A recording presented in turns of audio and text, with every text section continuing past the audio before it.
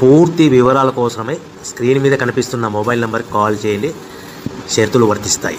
So మీరు చూస్తున్న ఈ machine semi automatic hydraulic full sheet joint sheet buffet plate making machine.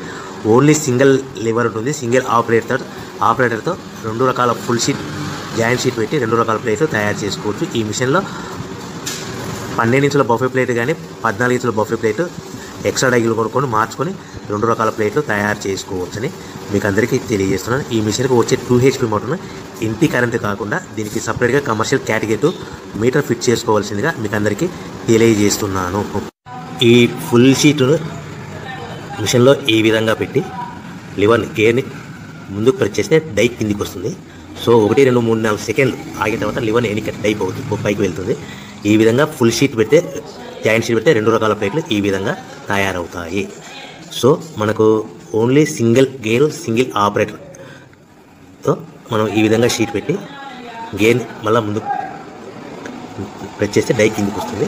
1 2 3 4 సెకండ్లు ఆగిన తర్వాత అదే లివర్ని వెనక్కంటే డై పైకి వెళ్తుంది.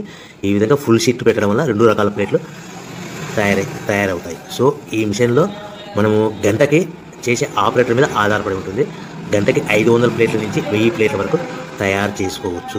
ఈ మిషన్లో ఫుల్ షీట్ జాయింట్ షీట్ పెడితే 2 రకాల బఫే ప్లేట్లు తయారు చేసుకోవచ్చు. మనం ఎలాంటి 12 ఇంచుల బఫే ప్లేట్లు కానీ లేదు అంటే 14 ఇంచుల బఫే ప్లేట్లు ఎక్స్ట్రా డై కొనుక్కొని మనం 2 రకాల ప్లేట్లు తయారు చేసుకోవచ్చు. 12 ఇంచుల బఫే ప్లేట్లు లేదు అంటే 14 ఇంచుల బఫే ప్లేట్లు ఎక్స్ట్రా డై కొనుక్కొని మనం ప్లేట్లు తయారు చేసుకోవచ్చు. కానీ ఈ మిషన్లో ఎలాంటి టిఫిన్ ప్లేట్లని స్నాక్స్ ప్లేట్స్ అని డోనా కప్పులని టీ కప్పులని తయారు చేసుకోలేము.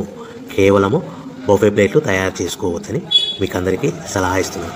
మనం మిషన్ కొనుక్కున్న తర్వాత దీనికి వచ్చే 2 HP మోటార్ని ఇంటి కరెంటు మీటర్ కాకుండా దీనికి సపరేట్గా single phase commercial category metre fit చేసుకోవడం వల్ల భవిష్యత్తులో ఎలక్ట్రిసిటీ డిపార్ట్మెంట్ నుంచి మనకి ఎలాంటి ప్రాబ్లమ్స్ ఉండవని మీకు అందరికీ తెలియజేస్తాను. ఈ మిషన్ కేవలము పెద్దవాళ్ళు మాత్రమే ఆపరేటింగ్ చేయవలసిందిగా మీకు అందరికీ తెలియజేస్తున్నాను.